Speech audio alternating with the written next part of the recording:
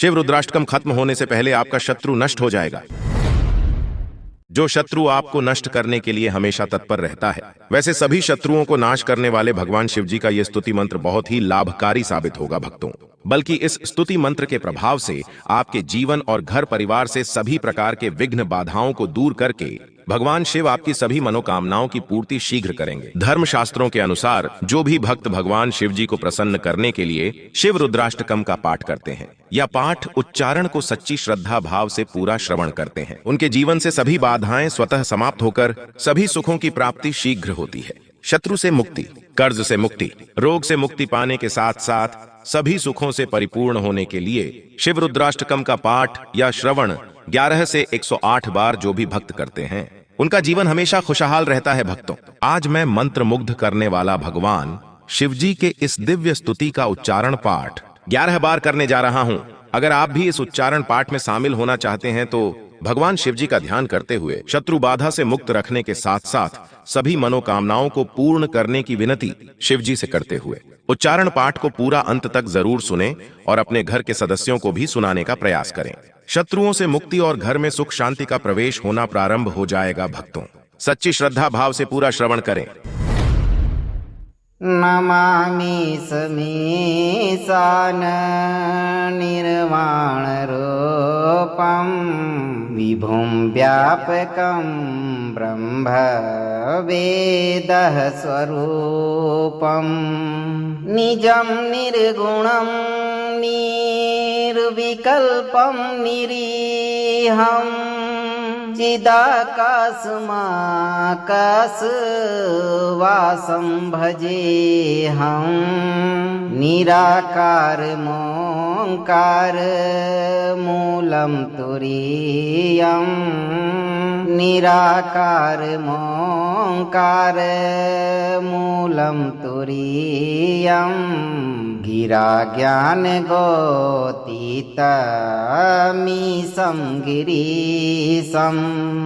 करालं महाकाल कालं कृपालुं गुणागार संसार पारं नतोऽहं तुषाराद्रिसङ्काश गौरं गम्भीरं तुषाराद्रिसङ्काश गौरं गम्भीरं मनोभूतकोटि प्रभाश्री शरीरम् स्फुरन्मौलिकल्लोलिनी चारुगङ्गा लसत् बालबालेन्दु कण्ठे भुजङ्गा चलत् कुण्डलं शुभ्रनेत्रं विशालं चलत् कुण्डलं शुभ्रनेत्रं विशालं प्रसन्नाननं नीलकण्ठं दयालं मृगाधीशचर्माम्बरं मुण्डमालं प्रियं शङ्करं सर्वनाथं भजामि प्रचण्डं प्रकृष्टं प्रगल्भं परेशं प्रचण्डं प्रकृष्टं प्रगल्भं परेशम् अखण्डम् अजं भानुकोटिप्रकाशम् त्रयः शूलनिर्मूलनं शूलपाणिं भजेऽहं भवानी पतिं भावगम्यं कलातीत कल्याण कल्पान्तकारी कलातीत कल्याण कल्पान्तकारी सदा सच्चिदानन्द दाता पुरारी चिदानंद संदोह मोहापहारी प्रसीद प्रसीद प्रभो मनमथारी न यावद उमानाथ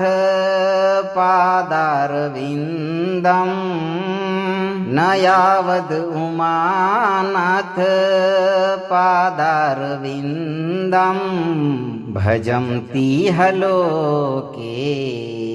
परे वानराणाम् न तावत् सुखं शान्ति सन्तापनाशं प्रसीद प्रभो सर्वभूताधिवासं न जानामि योगं जपं नैव पूजां न जानामि योगं जपं नैव पूजां न तोऽहं सदा सर्वदा सम्भुतोऽभ्यं जरा जन्म दुःखभतातप्यमानं प्रभो पाह्यापन्न नमामीश शम्भो नमामीश शम्भो नमामीश शम्भो प्रभो पाह्यापन्न नमामीश शम्भो रुद्राष्टकमिदं प्रोक्तं विप्रेण हरतोषये ये पठन्ति नरा भक्त्या तेषां शम्भो प्रसीदति नमामि समीशान निर्वाणरूपं विभुं व्यापकं ब्रह्म वेदः स्वरूपं निजं निर्गुणं निर्विकल्पं निरीहं चिदाकाशमाकाशवासं भजेऽहं निराकारमोङ्कार मूलं तुरीयं निराकारमोङ्कार मूलं तुरीयं गिरा ज्ञानगोतीतमीशं गिरीशं करालं महाकाल कालं कृपालुं गुणागार संसार पारं नतोऽहं तुषाराद्रिसङ्काश गौरं गम्भीरं तुषाराद्रिसङ्काश गौरं गम्भीरं मनोभूतकोटि प्रभाश्री शरीरम् स्फुरन्मौलिकल्लोलिनी चारुगङ्गा लसत् बालबालेन्दु कण्ठे भुजङ्गा चलत कुण्डलं शुभ्रनेत्रं विशालं चलत कुण्डलं शुभ्रनेत्रं विशालं प्रसन्नाननं नीलकण्ठं दयालं मृगाधीशचर्माम्बरं मुण्डमालं प्रियं शङ्करं सर्वनाथं भजामि प्रचण्डं प्रकृष्टं प्रगल्भं परेशं प्रचण्डं प्रकृष्टं प्रगल्भं परेशम् अखण्डम् अजं भानुकोटिप्रकाशम् त्रयः शूलनिर्मूलनं शूलपाणिं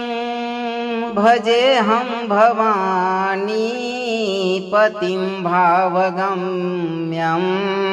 कलातीत कल्याण कल्पांतकारी कलातीत कल्याण कल्पांतकारी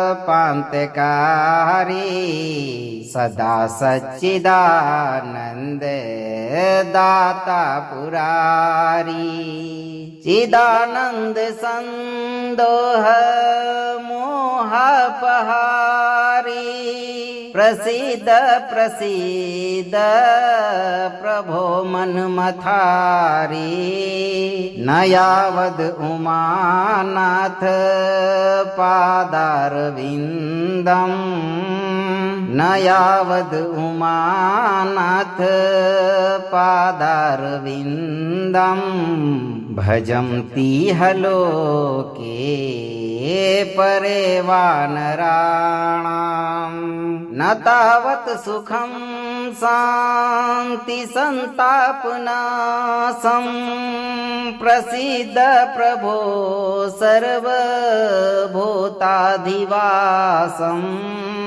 न जानामि योगं जपं नैव पूजां न जानामि योगं जपं नैव पूजां न तोऽहं सदा सर्वदा सम्भुतोऽभ्यं जरा जन्म दुःखभतातप्यमानं प्रभो पाह्यापन्न नमामीश शम्भो नमामीश शम्भो नमामीश शम्भो प्रभो पाह्यापन्न नमामीश शम्भो रुद्राष्टकमिदं प्रोक्तं विप्रेण हरतोषै ये पठन्ति नरा भक्त्या तेषां शम्भो प्रसीदति नमामि समीशान निर्वाणरूपं विभुं व्यापकं ब्रह्म वेदः स्वरूपं निजं निर्गुणं निर्विकल्पं निरीहं चिदाकाशमाकाशवासं भजेऽहं निराकारमोङ्कार मूलं तुरीयं निराकारमोङ्कार मूलं तुरीयं गिरा ज्ञानगोतीतमीशं गिरीशं करालं महाकाल कालं कृपालुं गुणागार संसार पारं नतोऽहं तुषाराद्रिसङ्काश गौरं गम्भीरं तुषाराद्रिसङ्काश गौरं गम्भीरं मनोभूतकोटि प्रभाश्री शरीरम् स्फुरन्मौलिकल्लोलिनी चारुगङ्गा लसद्भालबालेन्दु कण्ठे भुजङ्गा चलत्कुण्डलं शुभ्रनेत्रं विशालं चलत्कुण्डलं शुभ्रनेत्रं विशालं प्रसन्नाननं नीलकण्ठं दयालं मृगाधीशचर्माम्बरं मुण्डमालं प्रियं शङ्करं सर्वनाथं भजामि प्रचण्डं प्रकृष्टं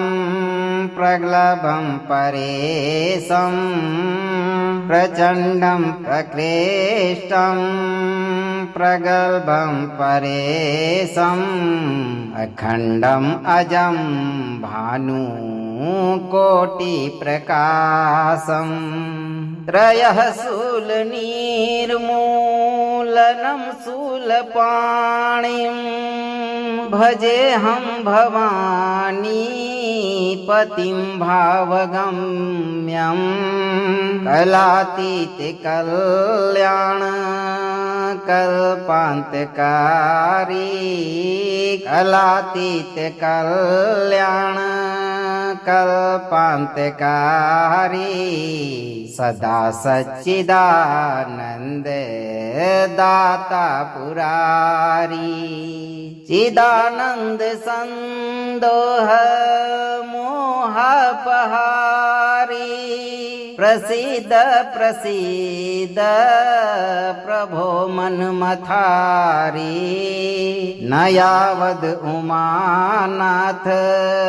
पादारविन्दम् न यावद उमानाथ पादारविन्दम् भजन्तीह लोके परे वानराणाम् न तावत् सुखं शान्ति सन्तापनाशं प्रसीद प्रभो सर्वभूताधिवासम् न जानामि योगं जपं नैव पूजां न जानामि योगं जपं नैव पूजां न तोऽहं सदा सर्वदा सम्भुतोऽभ्यं जरा जन्म दुःखतातप्यमानं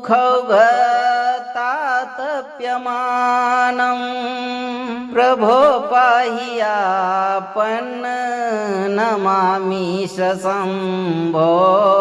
नमामीश शम्भो नमामीश शम्भो प्रभो पाहियापन्न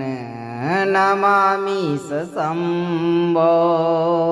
रुद्राष्टकमिदं प्रोक्तं विप्रेण हरतोषये ये पठन्ति नरा भक्त्या तेषां शम्भो प्रसीदति नमामीश मीशान निर्वाणरूपं विभुं व्यापकं ब्रह्म वेदः स्वरूपं निजं निर्गुणं निर्विकल्पं निरीहं चिदाकाशमाकाशवासं भजेऽहं निराकारमोङ्कार मूलं तुरीयं निराकारमोङ्कार मूलं तुरीयं गिरा ज्ञानगोतीतमीशं गिरीशं करालं महाकाल कालं कृपालुं गुणागार संसार पारं नतोऽहं तुषाराद्रिसङ्काश गौरं गम्भीरं तुषाराद्रिसङ्काश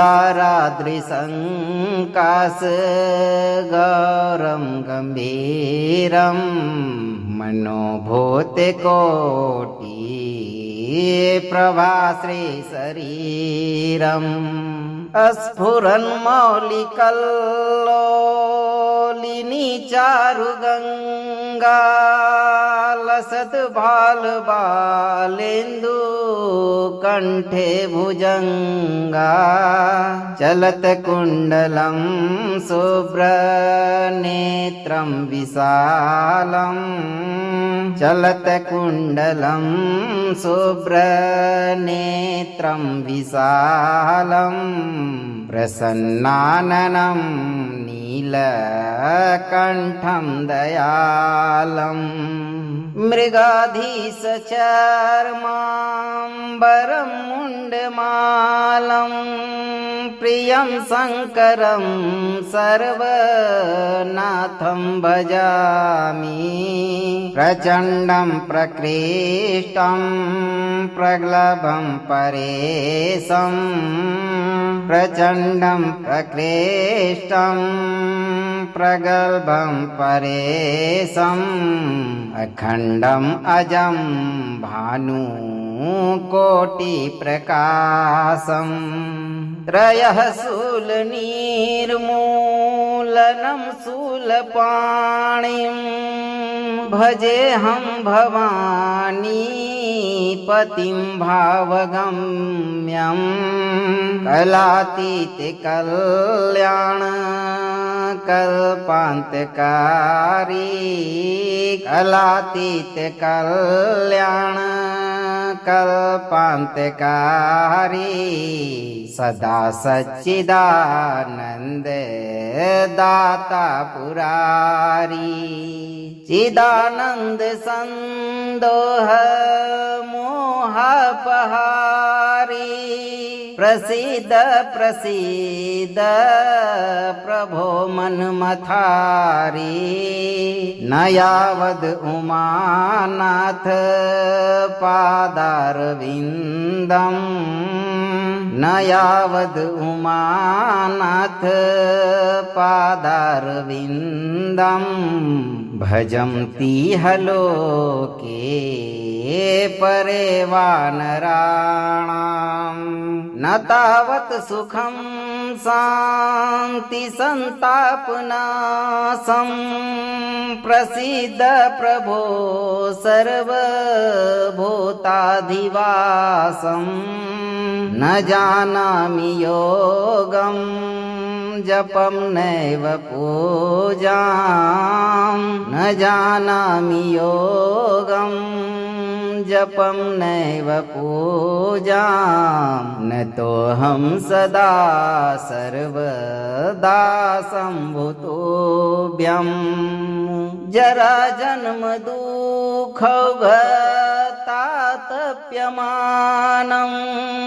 प्रभो पाह्यापन्न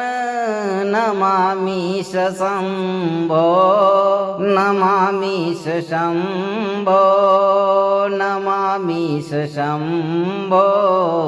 प्रभो पाह्यापन्न नमामीश शम्भो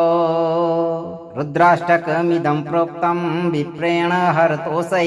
ये पठन्ति नरा भक्त्या तेषां शम्भो प्रसीदति नमामि समीशान निर्वाणरूपं विभुं व्यापकं ब्रह्म वेदः स्वरूपं निजं निर्गुणं निर्विकल्पं निरीहं चिदाकाशमाकाशवासं भजेऽहं निराकारमोङ्कार मूलं तुरीयं निराकारमोङ्कार मूलं तुरीयं गिरा ज्ञानगोतीतमीशं गिरीशं करालं महाकाल कालं कृपालुं गुणागार संसार पारं नतोऽहं तुषाराद्रिसङ्काश गौरं गम्भीरं तुषाराद्रिसङ्काश गौरं गम्भीरं मनोभूतकोटि प्रभाश्री शरीरम् स्फुरन्मौलिकल्लोलिनी चारुगङ्गा लसत् बालबालेन्दु कण्ठे भुजङ्गा चलत कुण्डलं शुभ्रनेत्रं विशालं चलत कुण्डलं शुभ्रनेत्रं विशालं प्रसन्नाननं नील कण्ठं दयालम् मृगाधीशचर्माम्बरं मुण्डमालं प्रियं शङ्करं सर्वनाथं भजामि प्रचण्डं प्रकृष्टं प्रगल्भं परेशं प्रचण्डं प्रकृष्टं प्रगल्भं परेशम् अखण्डम् अजं भानुकोटिप्रकाशम् त्रयः शूलनिर्मूलनं शूलपाणिं भजेऽहं भवानी पतिं भावगम्यं कलातीत कल्याण कल्पान्तकारी कलातीत कल्याण कल्पान्तकारी सदा सच्चिदानन्द दाता पुरारी चिदानन्द संदोह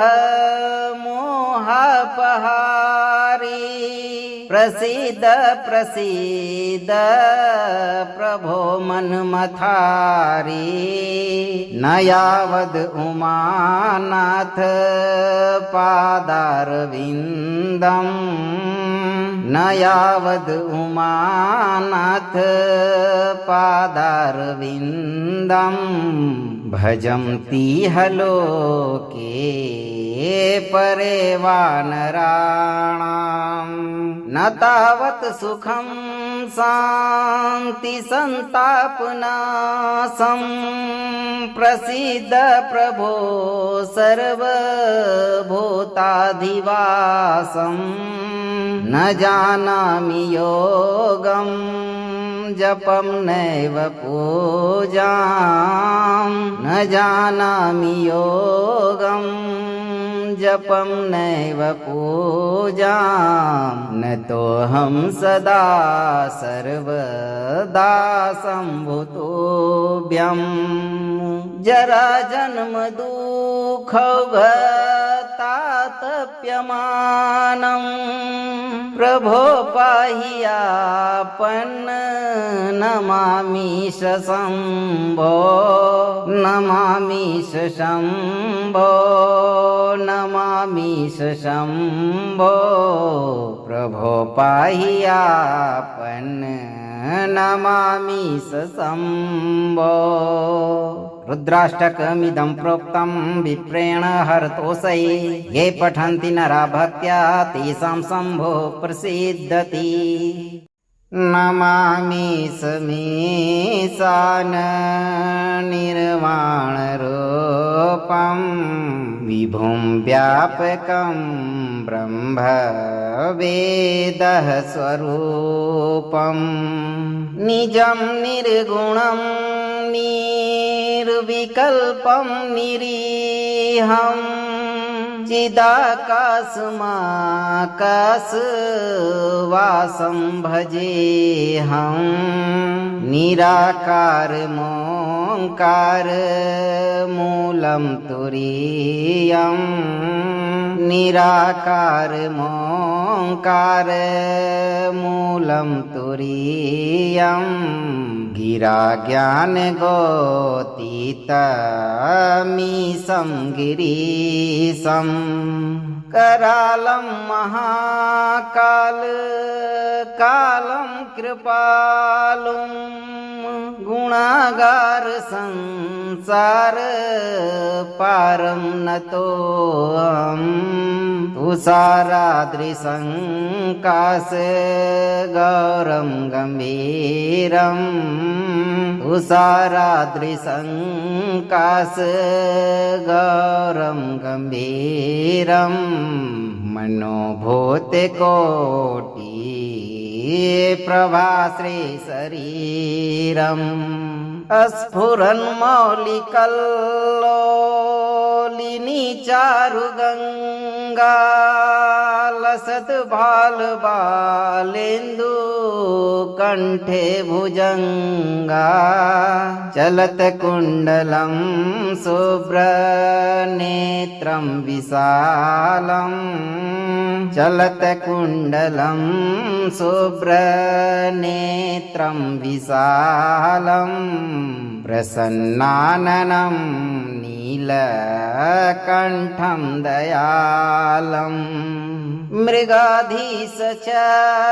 मृगाधीशचर्माम्बरं मुण्डमालं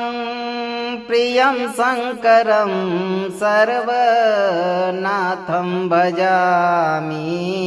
प्रचण्डं प्रकृष्टं प्रगल्भं परेशं प्रचण्डं प्रकृष्टं प्रगल्भं परेशम् अखण्डम् अजं भानुकोटिप्रकाशम् त्रयः शूलनिर्मूलनं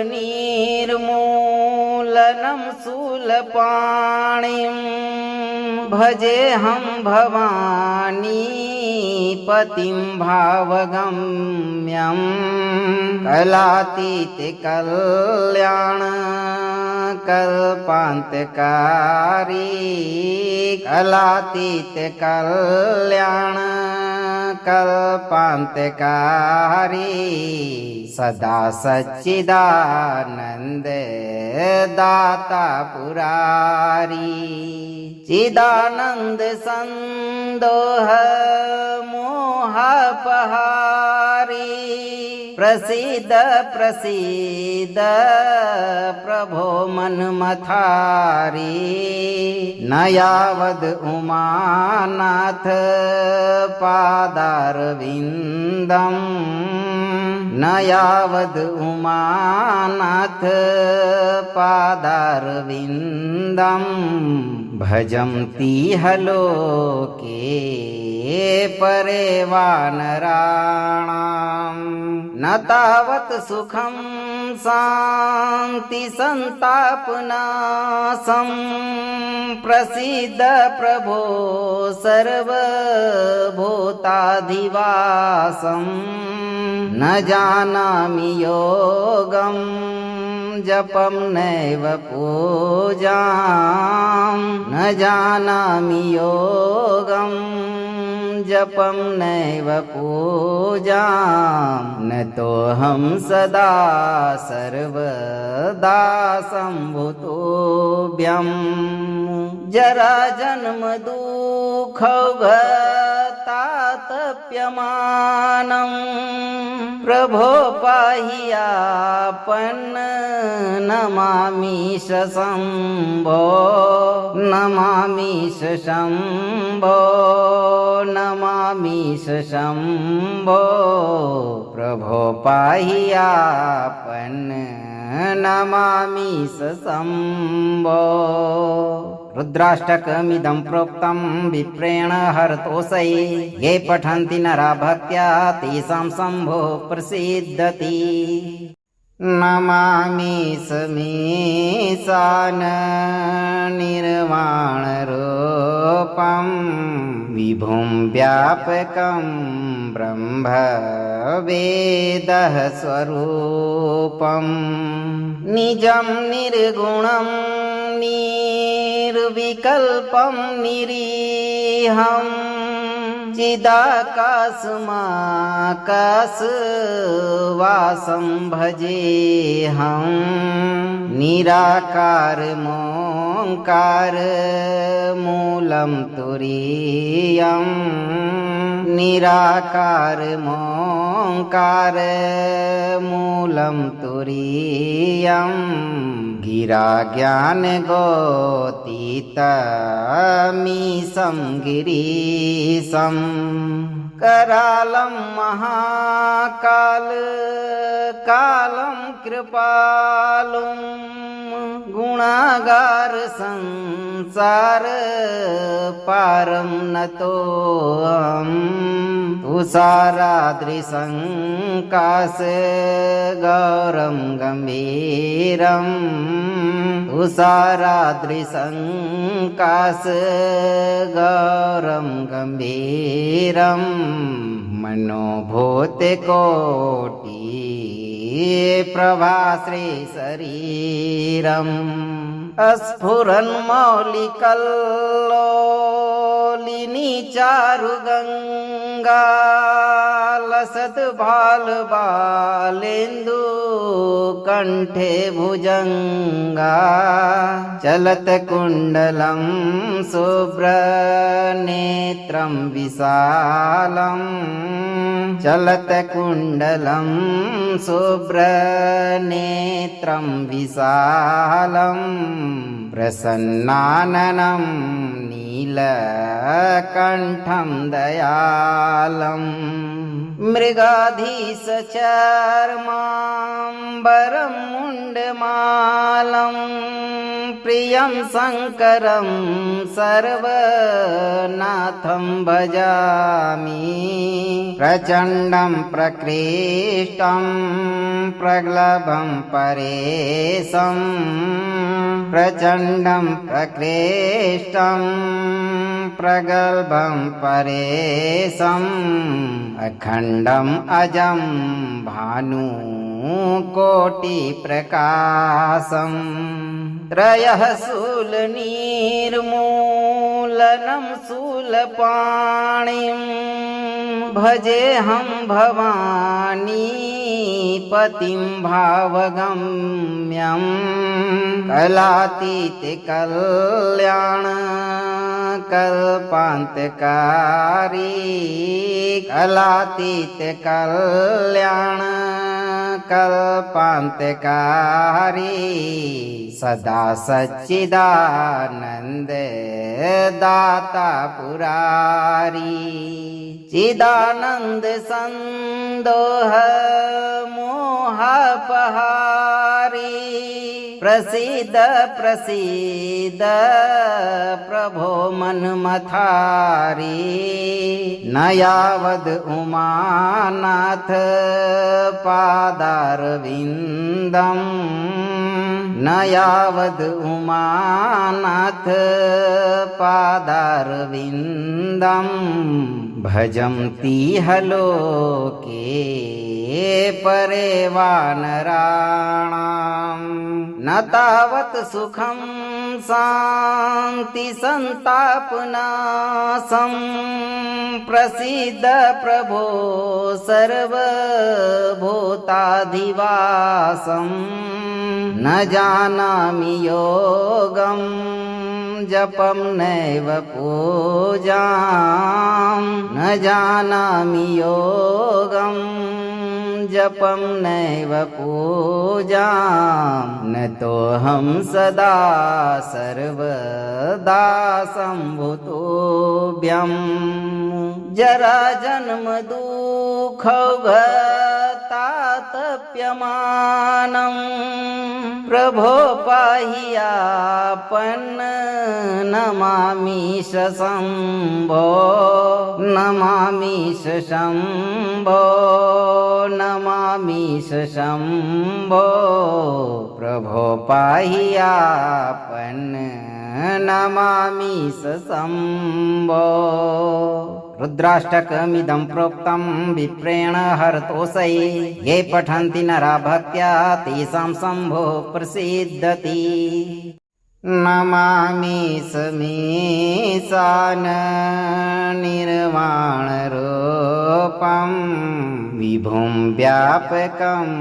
ब्रह्म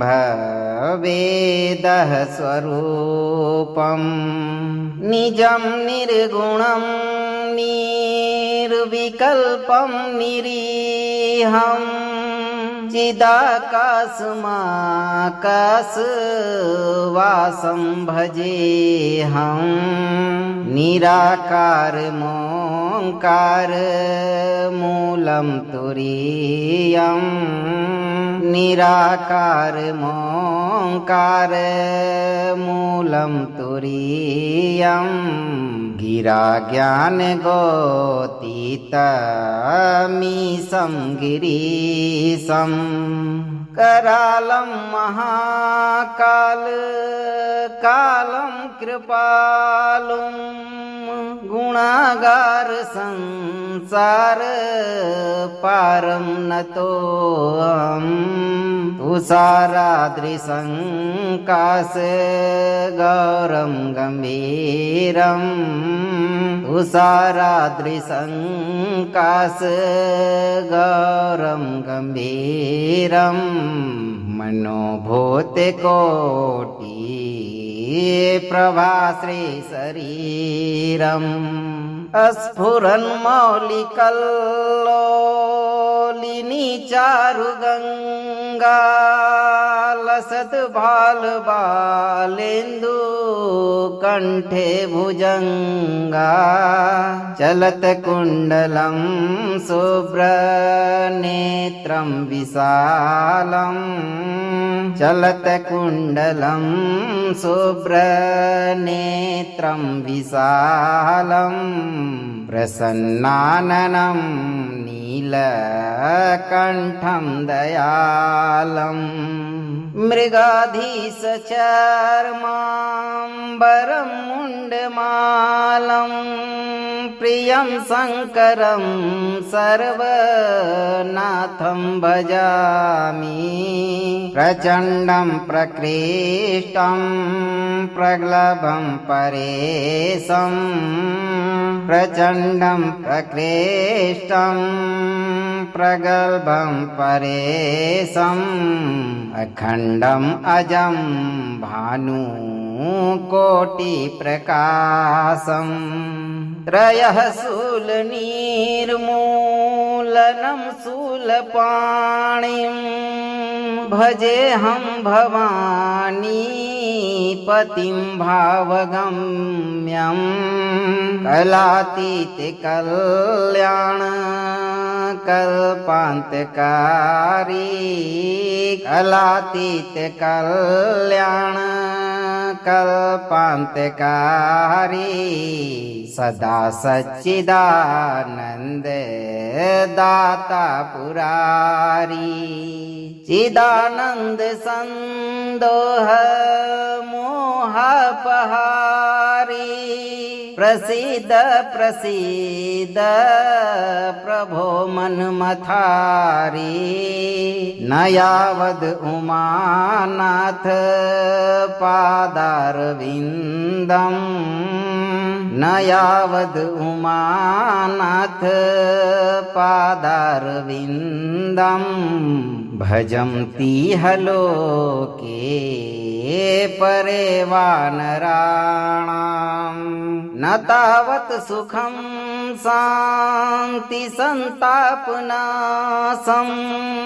प्रसीद प्रभो सर्वभूताधिवासं न जानामि योगं जपं नैव पूजां न जानामि योगं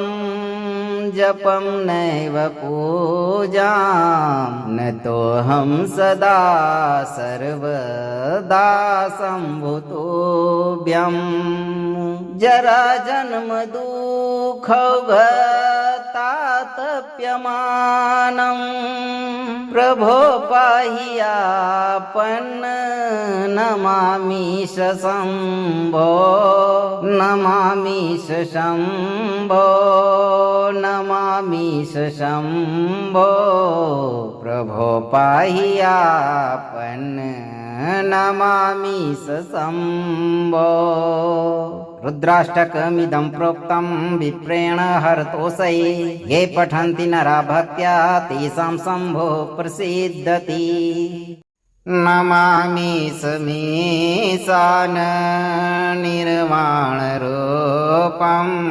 विभुं व्यापकं ब्रह्म वेदः स्वरूपं निजं निर्गुणं निर्विकल्पं निरीहं चिदाकाशमाकाशवासं भजेऽहं निराकारमोङ्कार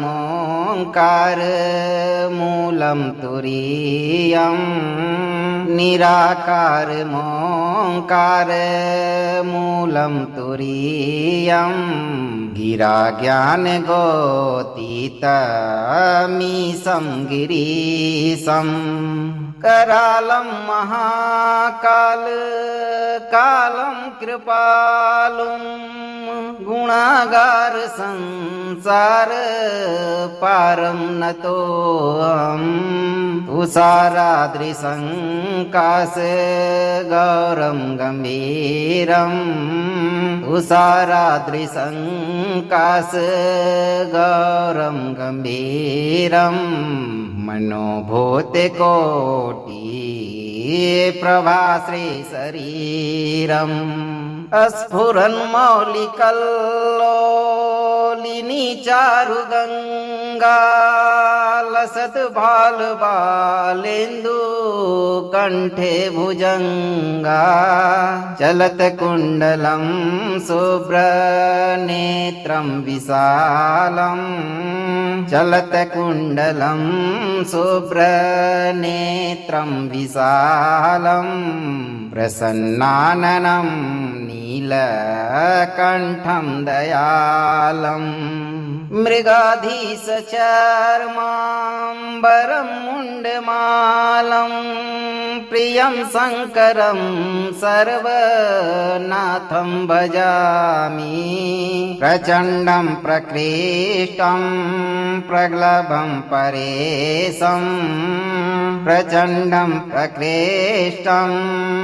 प्रगल्भं परेशम् अखण्डम् अजं भानुकोटिप्रकाशम् त्रयः शूलनिर्मूलनं शूलपाणिं भजेऽहं भवानी पतिं भावगम्यं कलातीत कल्याण कल्पान्तकारी कलातीत कल्याण कल्पान्तकारी सदा सच्चिदानन्द दाता पुरारी चिदानन्द संदोह मोहपहारी प्रसीद प्रसीद प्रभो मन्मथारी न यावद् उमानाथ पादारविन्दम् न यावद् उमानाथ पादारविन्दम् भजन्तीह लोके परे वानराणाम् न तावत् सुखं शान्ति सन्तापनाशं प्रसीद प्रभो सर्वभूताधिवासं न जानामि योगं जपं नैव पूजां न जानामि योगं जपं नैव पूजां न तोऽहं सदा सर्वदा सम्भुतोऽभ्यं जरा जन्म दुःखौघतातप्यमानं प्रभो पाहि आपन्न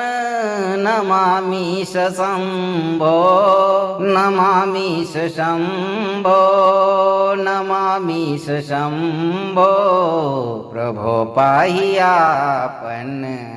नमामीश शम्भो रुद्राष्टकमिदं प्रोक्तं विप्रेण हरतोषये ये पठन्ति नरा भक्त्या तेषां शम्भो प्रसीदति नमामीश मीशान निर्वाणरूपं विभुं व्यापकं ब्रह्म वेदः स्वरूपं निजं निर्गुणं निर्विकल्पं निरीहं चिदाकाशमाकाशवासं भजेऽहं निराकारमोङ्कार मूलं तुरीयम् निराकारमोङ्कार मूलं तुरीयम् गिरा ज्ञानगोतीतमीशं गिरीशम् करालं महाकाल कालं कृपालुं गुणागार संसार पारं नतोऽहम् तुषाराद्रिसङ्काश गौरं गम्भीरम् तुषाराद्रिसङ्काश गौरं गम्भीरम् मनोभूतकोटि प्रभाश्री शरीरम् स्फुरन्मौलिकल्लोलिनी चारुगङ्गा लसत् बालबालेन्दु कण्ठे भुजङ्गा चलत कुण्डलं शुभ्रनेत्रं विशालम् चलत कुण्डलं शुभ्रनेत्रं विशालम् प्रसन्नाननं नीलकण्ठं दयालम् मृगाधीशचर्माम्बरं मुण्डमालं प्रियं शङ्करं सर्वनाथं भजामि प्रचण्डं प्रकृष्टं प्रगल्भं परेशं प्रचण्डं प्रकृष्टं प्रगल्भं परेशम् अखण्डम् अजं भानुकोटिप्रकाशम् त्रयः शूलनिर्मूलनं शूलपाणिं भजेऽहं भवानी पतिं भावगम्यं कलातीत कल्याण कल्पान्तकारी कलातीत कल्याण कल्पान्तकारी सदा सच्चिदानन्द दाता पुरारी चिदानन्द संदोह मोहपहारी प्रसीद प्रसीद प्रभो मन्मथारी न यावद् उमानाथ पादारविन्दम् न यावद् उमानाथ पादारविन्दम् भजन्ति लोके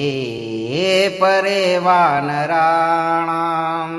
न तावत् सुखं शान्ति सन्तापनाशं प्रसीद प्रभो सर्वभूताधिवासम् न जानामि योगं जपं नैव पूजां न जानामि योगं जपं नैव पूजां न तोऽहं सदा सर्वदा सम्भुतोऽभ्यं